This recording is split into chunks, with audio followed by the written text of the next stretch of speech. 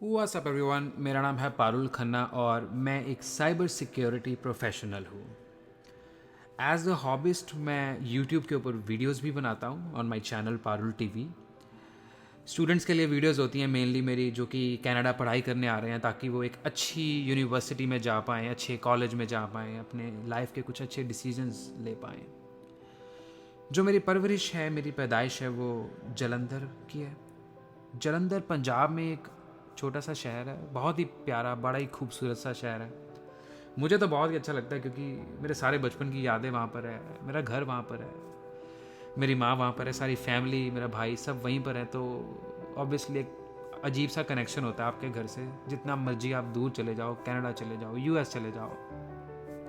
बात करें अगर मेरी करंट सिचुएशन की, तो मैं अभी मॉन्ट्रियल कनाडा में रहता हूँ। और क्योंकि मेरी जॉब जो है वो यहीं पर है कनाडा में ही, तो घर भी मेरा यहीं पर ही बन चुका है। मॉन्ट्रियल में मैं पढ़ाई करने आया था, तो this is my like second home. और वैसे भी अगर आप पंजाब से हैं ना, तो कनाडा तो आपको आना ही पड़ता है एक बार, चाहे आप घूमने आओ या यहाँ पर पढ़ने आओ या सेटल होने आओ। काफ़ी पहले ये डिसाइड हो जाता है कि भाई हाँ, पंजाब से हैं तो कनाडा तो जाएंगे। बात करें अगर आज की इस वीडियो की, तो आज की वीडियो थोड़ी पर्सनल होने वाली है क्योंकि इसमें मैं शेयर करने जा रहा हूँ मेरे कुछ लाइफ के स्टोरीज़, कुछ पर्सनल एक्सपीरियंसेस।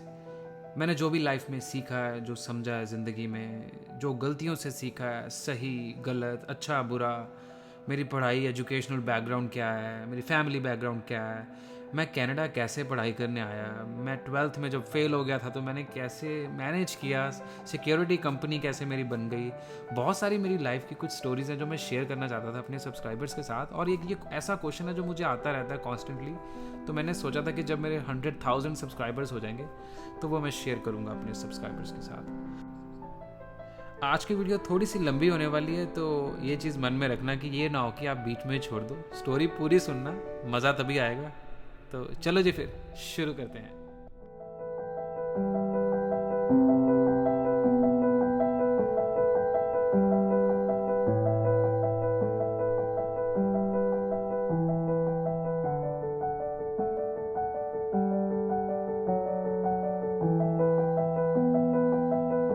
शुरुआत करते हैं जी फैमिली बैकग्राउंड से। I belong to a Hindu family from Jalandhar Punjab India. Jalandhar Punjab से मेरी फैमिली है जी। और मेरी फैमिली में है मेरे बड़े भैया जो कि 11 ईयर्स एल्डर हैं मेरे से, और मेरी बड़ी सिस्टर जो कि 10 ईयर्स एल्डर है। दोनों मेरे से काफ़ी बड़े थे, हमारी एज में बहुत तगड़ा गैप था। दोनों की शादी हो चुकी है और दोनों के बहुत सारे बच्चे हैं और दोनों वेल सेटल्ड हैं अपनी फैमिली में। तो हम 3 जाने जी घर में बच्चे। और मम्मा पापा, मेरे जो पापा थे वो बिजनेसमैन थे जी, टायर्स का बिजनेस था। और जो मेरी मॉम है, she is also a business woman. उनका स्कूल है Sacred Heart Public School Jalandhar, छोटे बच्चों का स्कूल है, and she is the principal and director of the school. तो यही है जी हमारी छोटी सी फैमिली। अब बात करते हैं मुद्दे की बात जिसके कारण आप सब वेट कर रहे हो, एजुकेशन एंड प्रोफेशनल करियर। तो शुरू करते हैं जी एजुकेशन से।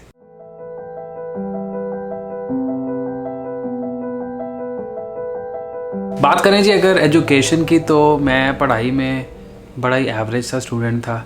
काफ़ी लोगों को ये लगता है कि मैं बड़ा इंटेलिजेंट था, लेकिन लिटरली जो मेरे साथ पढ़े हुए हैं और जो ये वीडियो देख भी रहे हैं मेरे टीचर्स भी, बहुत ही बुरा मेरा हाल था। मैं कुछ सब्जेक्ट्स में ही अच्छा था, जैसे कि इंग्लिश एक मुझे अच्छा लगता था और कंप्यूटर्स, ये 2 चीज़ें मुझे अच्छी लगती थी। और टू बी वेरी फ्रैंक, इन दोनों चीज़ों के बल पे ही मैं आज तक यहाँ पर जहाँ भी पहुँच पाया हूँ। नहीं तो बाकी में तो मेरा बड़ा बुरा हाल था। साइंस, सोशल, मैथमेटिक्स में तो ओए होए पूछो ही ना, दिमाग ही नहीं चलता था। पता नहीं क्यों, आपकी भी लाइफ में शायद कोई ऐसा सब्जेक्ट होगा जो दिमाग में जाता ही नहीं है।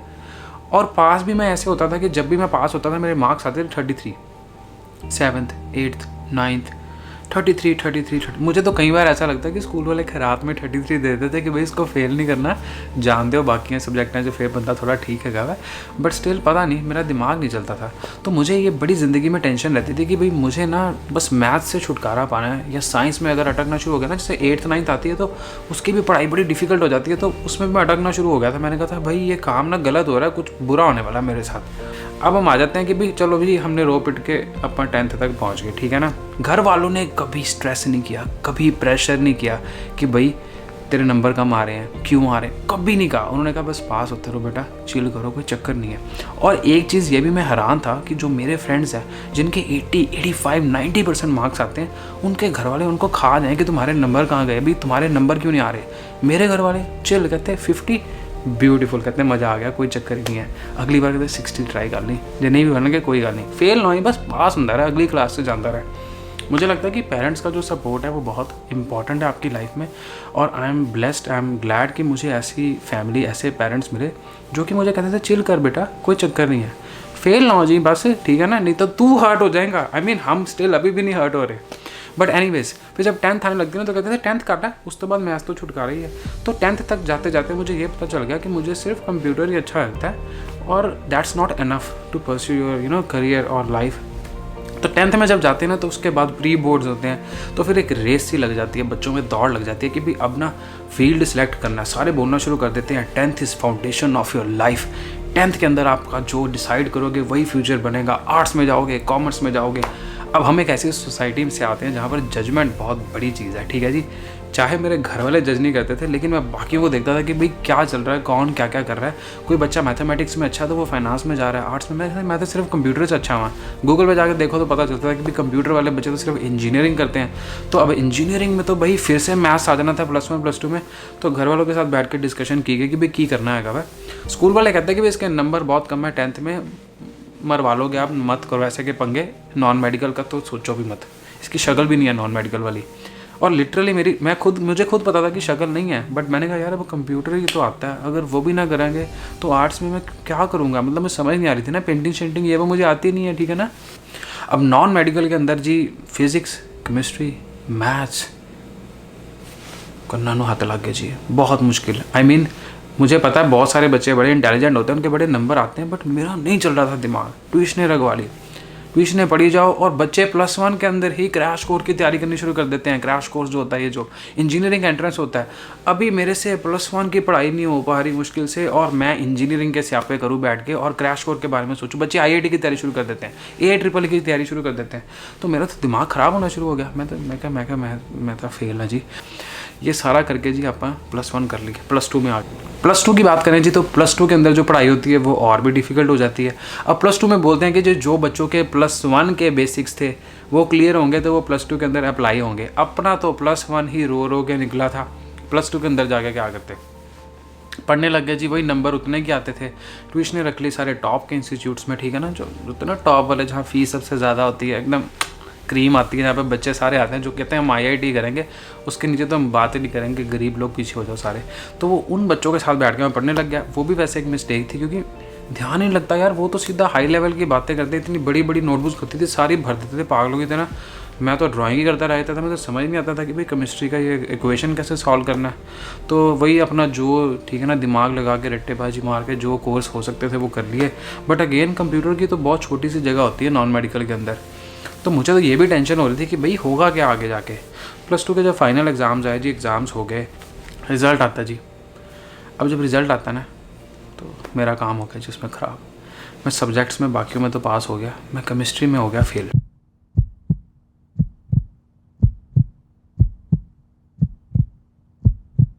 तो सारे दोस्त जो हैं अब सारे पास, और ये तो आपको पता ही होगा कि आप चाहे फेल हो गए, उसका इतना दुख नहीं होता। जब आपके सारे दोस्त पास हो जाए ना, उसका बहुत दुख होता है कि सारे आगे निकल के आप पीछे रह गए। चाहे मेरे घर वालों ने कभी नहीं मुझे कहा था कि भाई तू पढ़, तू ये कर, वो कर। वो कहते थे कर ही जा, जो तेरा दिल करता कर ही जा, हम तो बैठे ही हैं, ठीक है ना। अगर तू कुछ एक्स्ट्रा ऑर्डिनरी कर लेगा, गुड फॉर यू, अदरवाइज रोटी तो हम खिला ही देंगे तुझे।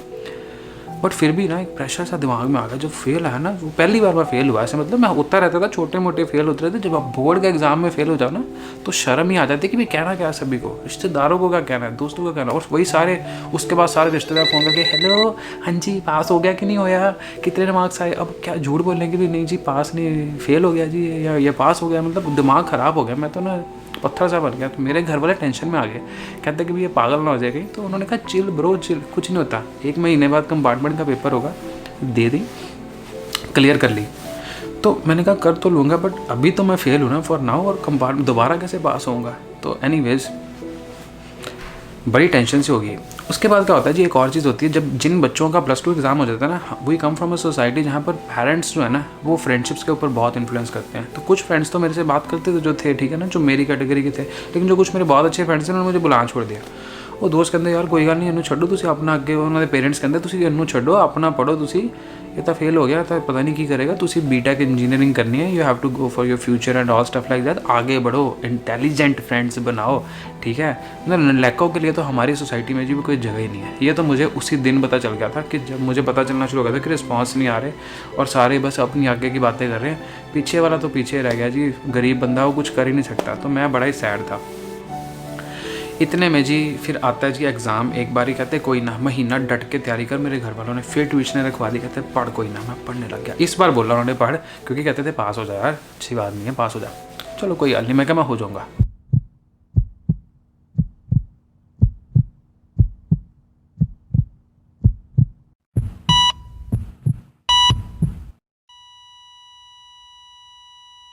मैं फिर फेल हो गया। जब मैं दूसरी बार फेल हुआ ना फिर तो आप कह सकते हो कि वो बहुत बड़ा एक क्वेश्चन मार्क होता है ना, मेरे चेहरा क्वेश्चन मार्क बन चुका था। अब तो मैं सर्वाइव कर रहा था ज़िंदगी में कि भाई आगे क्या करना है। अब बात करते हैं जी लाइफ चेंजिंग मोमेंट के बारे में कि मेरी ज़िंदगी बदली कैसे। फेल हो गए तो ऑब्वियसली बदल ही जाती है, क्योंकि आप आगे जा नहीं रहे, ठीक है ना। तो पहले तो ये दिख रहा है कि भाई सारे बच्चे इंजीनियरिंग के फर्स्ट ईयर है, उनको सीटें शूटें मिल गई हैं, इंजीनियरिंग कॉलेज में चले गए ये वो, ठीक है ना, फुल टू उनकी लाइफ सेट है, ठीक है। अब हम कहाँ, हम पीछे रह गए हैं, तो लाइफ तो चेंज होनी है, लेकिन इस तरीके की लाइफ चेंज नहीं, दूसरे तरीके की। तो जब आप फेल हो जाते हो ना, आपके पास पूरी दुनिया का टाइम होता है, आपको जो मर्जी करो, ठीक है ना। आपका बस स्केड्यूल ये होना चाहिए कि रोज़ आपको पढ़ना है उस सब्जेक्ट के बारे में जिसका आपका अगले साल पेपर है। तो जब आपके पास टाइम बहुत होता है तो इंटरनेट अगेन बल्ले बल्ले खोलो, वेबसाइट्स चकाचक, ठीक है ना। ज़िंदगी थोड़ी थोड़ी ट्रैक के ऊपर आने लगी। अभी ज़िंदगी शुरू हुई थी, थोड़ी थोड़ी मेरा दिमाग नॉर्मल होना शुरू हुआ ही था।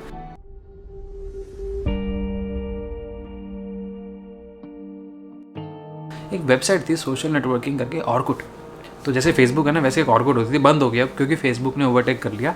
तो माई स्पेस भी होती थी एक। तो ऑर्कुट के ऊपर मेरा अकाउंट हैक हो गया, जो प्रोफाइल होता है, और उसके ऊपर किसी ने ना हर तरह की फ़ोटोज़ अपलोड कर दी। अब हर तरह की फ़ोटोज़ आप अपने आप समझ लो कौन सी वाली।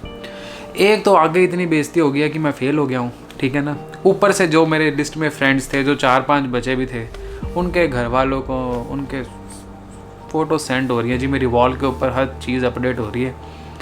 तो मैं कहा यार क्या हो गया, पुलिस की हेल्प लेते हैं जी। तो फिर पुलिस से बात की गई, तो उनको बोला कि भाई अकाउंट हैक हो गया और पता लगाना किसने किया, इसकी फ़ोटो वगैरह डल गई, डिलीट नहीं हो रहा, ठीक है ना। और आप वेबसाइट वालों को मेल करोगे तो वो कोई रिप्लाई करेंगे ही नहीं।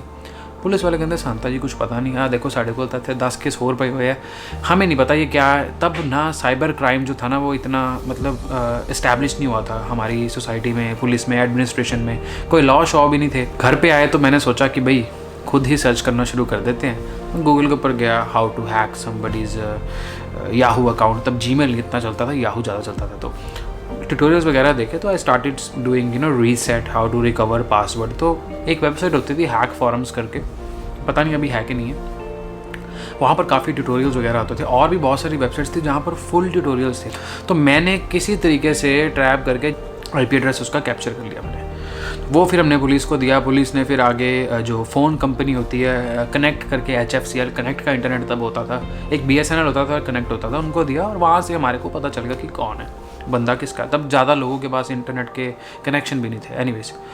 तो जब पुलिस ने देखा कि भाई इस बंदे ने ये काम किया, तो उन्होंने बोला कि बेटा हमारे पास कुछ केसेस पड़े हुए हैं, तुम हेल्प करवा सकते हो उसमें, इन्वेस्टिगेट करने की कंप्लेंट्स आ रखी हैं, we can outsource that to you. मैंने कहा ओके। तो मैंने अपने घर वालों से बात करी, पापा से बात करी, कहते देख ले कर ले बट कीप अस इन्फॉर्म्ड, ठीक। तो मैंने वो केस ले लिया और मैंने वो केस सॉल्व कर दिया। जब मैंने वो केस सॉल्व किया तो न्यूज़ के अंदर आ गया कि भाई केस सॉल्व किया है। तो जब न्यूज़ में आना शुरू हो गया तो उसके बाद क्या हुआ कि जब भी किसी के साथ कोई फ्रॉड होता था, किसी कंपनी के साथ, या किसी को कोई ब्लैकमेल कर रहा है, तो वो न्यूज़पेपर वालों को कांटेक्ट करते थे और बोलते थे कि भाई उसका नंबर दो, आपने एक बंदे का आर्टिकल लिखा था ना। न्यूज़ वाले कहते हैं हाँ जी, दे देते थे वो नंबर। तो फिर मेरे पास ऐसे ना केसेस आने शुरू हो गया, वो केसेस मैंने सॉल्व करने शुरू कर दिए। और जैसे जैसे वो केसेस मैं सॉल्व करने लग गया, जो मेरा प्रैक्टिकल एक्सपीरियंस है वो बढ़ना शुरू हो गया। तो मैंने कहा यार ये तो बड़ा मज़ेदार काम है यार। और उसके बाद लोग पैसे भी देने लग गए मुझे, ठीक है ना। वो कहते कि भाई हाँ जी बताओ, आप 10,000 रुपीज़, 15,000 रुपीज़, 20,000, 25, 50,000 रुपीज़। मैं कहा यार मैं तो फेल हो गया, पैसे कमाने लग गया। और जब मैं बात करता था अपने फ्रेंड्स से जो कि बीटेक के अभी फर्स्ट ईयर में भी गए, उन्होंने तो अभी पैसों की शक्ल ही नहीं देखी थी ना, तो वो तो अभी पढ़ रहे थे, तो उन्होंने उसके बाद करियर बनाना था। तो मेरा करियर तो वैसे ही शुरू हो गया। तो फिर मेरे पापा ने बोला कि भाई एक काम कर, कंपनी रजिस्टर कर, ऐसे नहीं तो कर सकता कि तू ऐसे करी जा रहा, कल को तेरे ऊपर कोई एक्शन आ जाए या यू मेक अ मिस्टेक और समथिंग, और चेक वैक ये वो पेमेंट्स वगैरह सारा अगर आपको रिकॉर्ड रखना है, तो register a company just for name sake and then you do everything under it. और अब बात डिजिटल किडनैपिंग की, जिसका पहला मामला भारत में सामने आया है। अमृतसर में एक कंपनी का सर्वर हैक कर हैकर्स ने डेटा चुरा लिया और उसके बाद डेटा वापस करने के बदले में लाखों रुपए की फिरौती की मांग की। आजकल सरकार डिजिटल पेमेंट पर जोर दे रही है, साथ ही लोग भी डिजिटल दुनिया में एक दूसरे से जुड़े हैं। लेकिन ये डिजिटल दौर कितना सुरक्षित है, इस बारे में कुछ भी कहना आसान नहीं, क्योंकि इस डिजिटल दुनिया के सबसे बड़े दुश्मन hackers. Cyber attacks in India are increasing, but are we prepared? India reported 53,000 cyber attacks last year, and this is when a lot of cyber crime goes unreported. A majority of the hackers are from the US and China, followed by Pakistan and Russia. कि पूरी दुनिया में hackers हर एक minute में 8 करोड़ रुपए चुरा रहे हैं। हर 60 सेकेंड में 1,861 लोग हैकर्स का निशाना बन रहे हैं।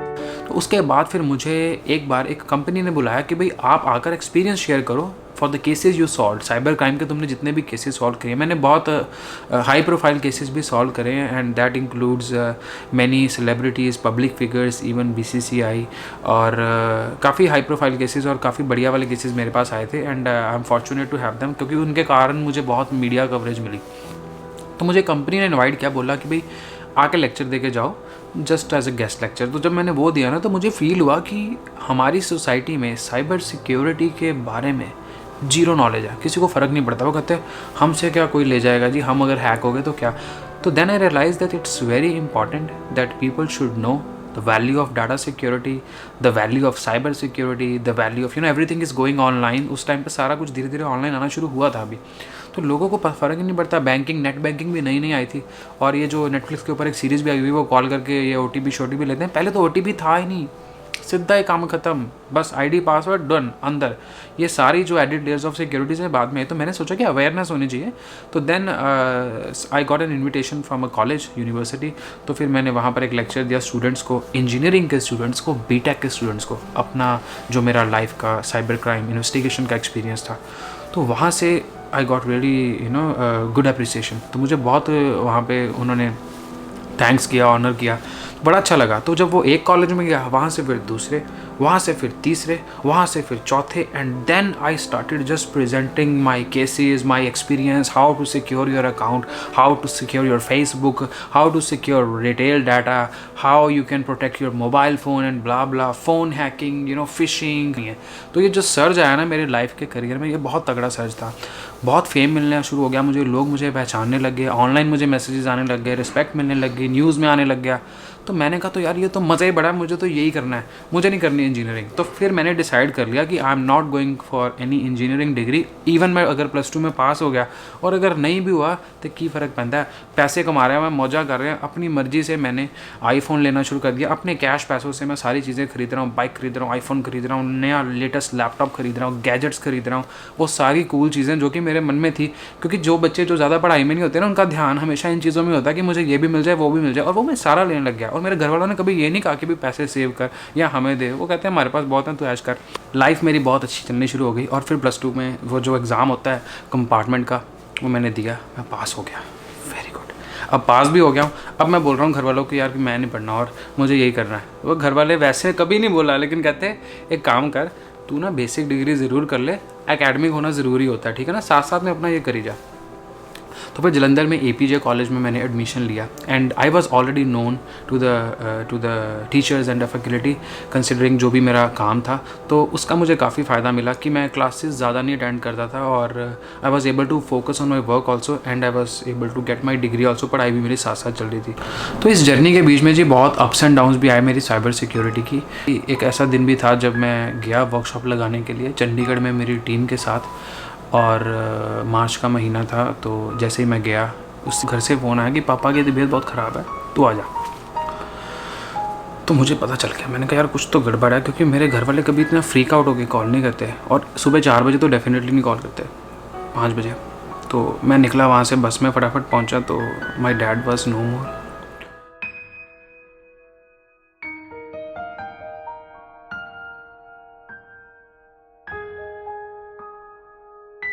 तो तो जब ये मोमेंट मेरी लाइफ में है ना, तो हाँ, तो ये होता है ना कि जब आपके घर में से कोई फैमिली पर्सन एकदम से छोड़ के चला जाए ना, तो बहुत ही धक्का लगता है, और ख़ासकर आपके पेरेंट्स, क्योंकि मेरे डैड ने मुझे शुरू से सपोर्ट किया है। चाहे मैं फेल हो गया, चाहे मैं कुछ गलत हरकतें भी करता था, तो he was always with me. School से भी जब कंप्लेंट्स आती थी कि मैं बड़ा लड़ाइयाँ कर रहा हूँ, ये कर रहा हूँ, वो कर रहा हूँ, ठीक है ना, पढ़ता नहीं हूँ, मेरे टीचर्स बहुत गालियाँ निकालते थे कि ये नालायक है। घर वाले पापा उनके सामने बोल देते थे कि भाई आके तो पढ़ा कर, ठीक है, ध्यान रखा कर। बाहर आके कहते थे चिल मार, कोई चक्कर नहीं है। अब ये था कि मेरे पास एक मॉरल सपोर्ट नहीं थी पीछे, तो फिर my brother came in as a moral support, ठीक है ना। उन्होंने मुझे बहुत सपोर्ट किया।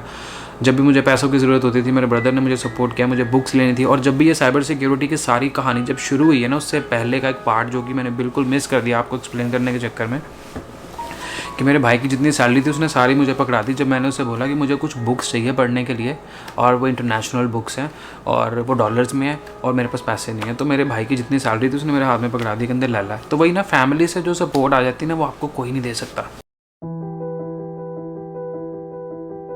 तो एक दिन मुझे एक नोटिफिकेशन आता है, मैं उठता हूँ कि भाई you are invited to international conference in Kuala Lumpur Malaysia to present as a speaker. तो ये मैं मेल पढ़ रहा हूँ और मेरे दिमाग में एकदम से घूम गया, क्योंकि मेरे को याद है कि जब शुरू वाले दिनों में मैं एक कॉन्फ्रेंस में गया था, तो वहाँ मुझे किसी ने बताया था कि भाई ऐसे बुलाते हैं। तो मुझे पता था कि हाँ दिस इज़ पॉसिबल, बट इतनी जल्दी पॉसिबल होगा ये नहीं मुझे पता था। तो उन्होंने बोला कि भाई आप आओ इंडिया से, you will be coming and presenting on retail data security and mobile phone security, जो भी मेरी रिसर्च डोमेन थी उस टाइम के ऊपर। तो मैं बहुत खुश हुआ। मैंने चेक किया कि भाई रियली है ना, कहीं फेक तो नहीं है, because sometimes things are too good to be true. जैसे यहाँ पर मिलने आती कि भाई आप $10 मिलियन जीते, तो मेरे लिए वो 10 मिलियन वाली बात ही थी। चेक्ड, कंपनी सब सही था, पासपोर्ट वीज़ा सब लग गया, business visa, and I went in business class. तो बिजनेस क्लास में इंटरनेशनल ट्रैवल कर रहा हूँ मैं। तो भाई आपा तो बहुत ही खुश, बहुत ही मज़ा आया। मैंने कहा ये तो भाई मूवीज़ में दिखा हुआ ऐसे होता है कि भाई जा रहे हैं, पूरा चिल कर रहे हैं। वहाँ पे जाते हैं तो एयरपोर्ट के ऊपर आपको लेने के लिए BMW आ रही है, ठीक है ना। एक बार तो रोल्स रॉयस भी आ गई थी, उसकी भी स्टोरी है, वो आगे शेयर करूँगा। तो बहुत ही बढ़िया होटल एंड स्टे। तो मैं वहाँ गया, तो वहाँ पे मैंने प्रेजेंट किया। जब मैंने वहाँ पे प्रेजेंट किया, तो वहाँ की जो ऑडियंस थी वो थी इंटरनेशनल चीफ मास्टर कार्ड के, बैंकों के, तो बड़ी बड़ी कंपनीज़ के C-लेवल एग्जीक्यूटिव्स वहाँ पर आए हुए थे। तो जब उनके क्वेश्चंस आए ना, तो मुझे थोड़ा सा फील होना शुरू हो गया कि मैं थोड़ा सा आउटडेटेड हूँ। तो ये मुझे रियलाइज़ होना शुरू हो गया। तो मैंने चेक करना शुरू कर दिया कि मैं पढ़ सकता हूँ कहीं पे बाहर के नहीं। तो मैंने नेट के ऊपर काफ़ी पोस्टें डाली, बट मुझे पता चला कि मैं नहीं एलिजिबल ही नहीं हूँ, क्योंकि अगर आपको बाहर मास्टर्स करने आना है तो उसके लिए पहले आपके पास B.Tech इंजीनियरिंग की डिग्री होनी चाहिए। वो मेरे पास थी नहीं, मेरे पास थी BCA की वैल्यू तो आपको पता ही है क्या होती है। तो काम ख़राब ही है। तो फिर मुझे पता चल गया कि भाई बननी नहीं बात, ठीक है। मैंने पोस्टें भी डाली नेट पे, बहुत ढूंढा। जैसे आप पारुल TV सर्च करके मेरे चैनल पे आ गए, वैसे मैं भी एक टाइम पे बहुत सर्च कर रहा था कि भाई कुछ मिल जाए। तो बात ऐसी है जी कि एक तो ये चीज़ थी मेरे मन में कि मेरी पढ़ाई इतनी ज़्यादा लर्निंग लेवल ऊपर आ नहीं रहा, क्योंकि मैं काम ही करे जा रहा था, पढ़ नहीं रहा था ज़्यादा। और ये फील्ड एक ऐसी जिसमें कि आप ज़्यादा देर तक सस्टेन नहीं कर सकते if you are not updated. तो मैंने ये डिसाइड किया कि भाई यार अब कुछ ना कुछ तो बड़ा स्टेप लेना पड़ेगा। और इतने में ही God presented me with another opportunity.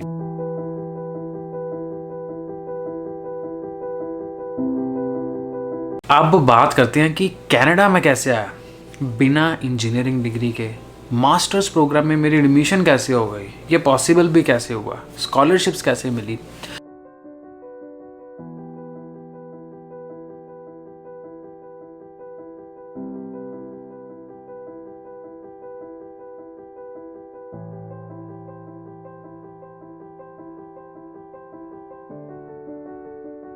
I'm pleased to introduce to you the candidates for the Master of Magisteriate in Applied Science and the Master of Magisteriate in Engineering from the following program: Information System Security. Parul Khanna.